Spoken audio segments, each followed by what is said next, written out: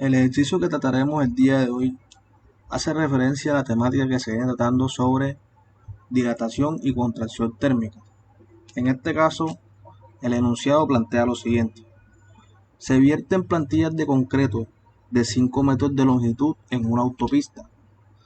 ¿Qué anchura deben tener las ranuras de expansión entre las planchas a una temperatura de 20 grados centígrados para garantizar que no habrá contacto de plantas adyacentes dentro de un intervalo de temperatura de 25 a 45 centímetros? En este caso aquí es plantillas adyacentes. Solución paso a paso. Presentar un esquema de la situación. En este caso tenemos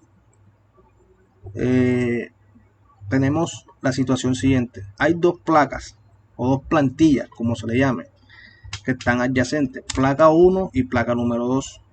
¿Qué pregunta el enunciado? ¿Cuál es la anchura entre placas adyacentes? La anchura que debe haber entre estas dos placas. Sabemos que en construcciones de carreteras con concreto rígido hay una ranura que se deja entre cada placa para temas de dilatación térmica y contracción térmica, debido a la acción de la temperatura ambiente en la cual esté sometido dichas placas. Luego entonces, el enunciado nos dice que cuál es la anchura que se debe tener para garantizar que no se toquen, que no exista contacto entre esas plantillas adyacentes, entre esas placas de concreto rígido. Se realiza un análisis en el paso 2 que dice lo siguiente. Interpretando la imagen se puede comprender mucho mejor lo que pide el enunciado del problema número 58, el cual es un problema muy común en los estudios de ingeniería civil para el diseño de vías, debido a que se debe diseñar correctamente la separación de cada placa para que éstas no entren en contacto y así evitar que se produzcan fallas debido a la compresión entre las mismas. Ahora bien, el problema más fuerte en este caso es la expansión por dilatación que tendrá el concreto al aumentar su temperatura, ya que al disminuirla, este se contraerá y el ancho entre las placas será más grande. Por lo tanto, no se tocarán las placas.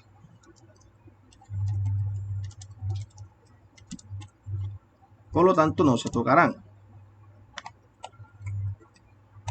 Usando la ecuación 1, se calculará cuánto es la máxima contracción y la máxima dilatación que alcanzará el concreto a menos 25 grados centígrados y a 45 grados centígrados respectivamente, teniendo en cuenta que el coeficiente de dilatación lineal del concreto es de 12 por 10 a la menos 6.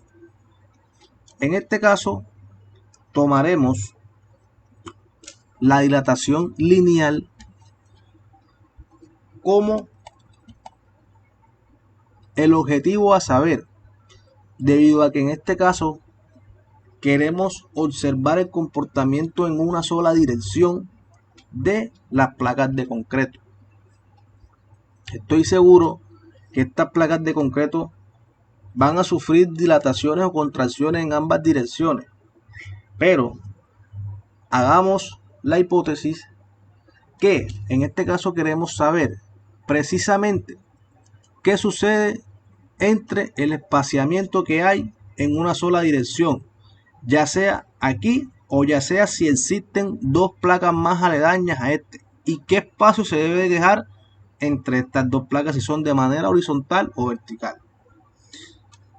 Luego entonces la ecuación 1 que se plantea dice longitud 1 o longitud final 1 va a ser igual a 5, que es la longitud inicial de 5 metros de longitud que nos da el enunciado, multiplicado por 1 más 12 por 10 a la menos 6 multiplicado por menos 25 menos 20. Esta es la variación de temperatura. Esto equivale a 4.9973 metros. La longitud final a contracción Es decir, esta es la longitud final de la placa de concreto cuando la temperatura ambiente es de menos 25 grados centígrados. Se contrae esa placa de concreto. Luego entonces la contracción máxima va a ser 5, que es la longitud inicial menos 4.9973, es igual a 2.7 por 10 a la menos 3 metros, que equivalen a 0.27 centímetros o 2.7 milímetros.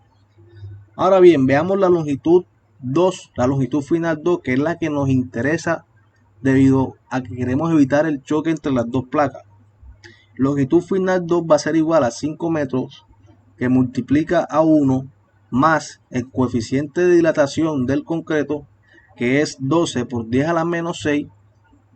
La temperatura final, en este caso que plantea el enunciado, es de 45 grados centígrados menos 20, que es la temperatura inicial, da una longitud final de 5.0015 metros, accionando una dilatación lineal sobre la placa de concreto.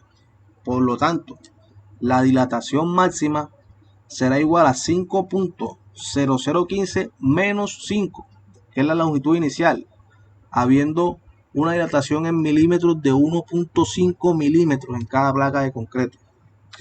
Por lo tanto, si ya sabemos cuánto es la dilatación máxima que tiene cada placa de concreto, debemos ahora contestar la pregunta de cuánto es la anchura máxima que debe tener esa separación entre ambas placas de concreto. Por lo tanto, se dice, paso 3, sabiendo que la contracción de las placas no producirá que éstas se coloquen en contacto debido a que disminuirá su longitud, se analizará la dilatación máxima que éstas pueden tener. En la imagen 3 se muestra gráficamente la situación. Aquí tenemos la imagen 3 que nos muestra lo siguiente: dos placas adyacentes que se están dilatando linealmente, cada una con 1.5 milímetros de longitud.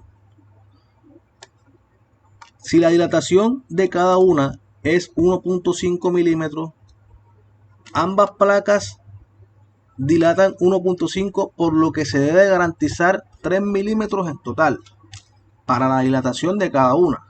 Es decir, yo dejo este espacio de 1.5 milímetros y dejo este espacio de 1.5 milímetros entre placas.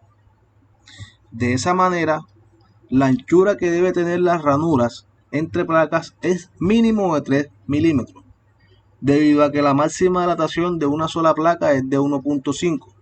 Pero si se coloca esta anchura, se estaría garantizando el espacio para que una sola placa se desplace, y cuando la otra se dilate, va a generar problemas de compresión entre cada una. Por esta razón, el espacio que debe tener la anchura de esa distancia entre cada placa es de 3 milímetros. Ahora bien, existe una nota. Este problema de dilatación de placas de concreto tiene un amplio estudio en el campo de la ingeniería civil. En Cartagena, Colombia, en el año 2019, para el mes de agosto, se alcanzó una temperatura máxima de 37 grados centígrados, llegando a las carreteras de la ciudad, donde si estas vías no tuvieran ranura entre placas, estuvieran totalmente deterioradas, aunque hoy hay otros factores de mayor peso específico que también influyen en esto. Otra situación que sucede con esta abertura entre placas es que en este país los contratistas que realizan este tipo de obras quieren ahorrarse el dinero que cuesta el material correcto para llenar estas ranuras de forma correcta, y usan el material indebido, que se remueve fácilmente por el paso de los vehículos en la carretera, donde posteriormente esta anchura entre placas queda sin recubrimiento, permitiendo que el material particulado se incruste en ella, y cuando el concreto es sometido nuevamente a las altas temperaturas del sol, no puede expandirse correctamente porque el material particulado no permite, causando así daños en el concreto. ¿Qué quiere decir esta nota? La ranura se deja entre cada placa, pero esa ranura no la puedes dejar a la intemperie porque va a llegar un material particulado que es arrastrado por los vehículos y se va a incrustar dentro de ella.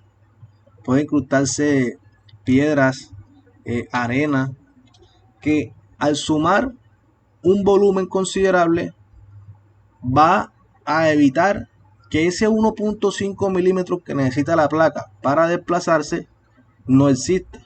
Y por lo tanto, aunque la ranura existe, entre comillas, la placa no se podrá desplazar y van a haber problemas de compresión entre cada placa, causando diferentes ranuras generales en todo el concreto superficialmente.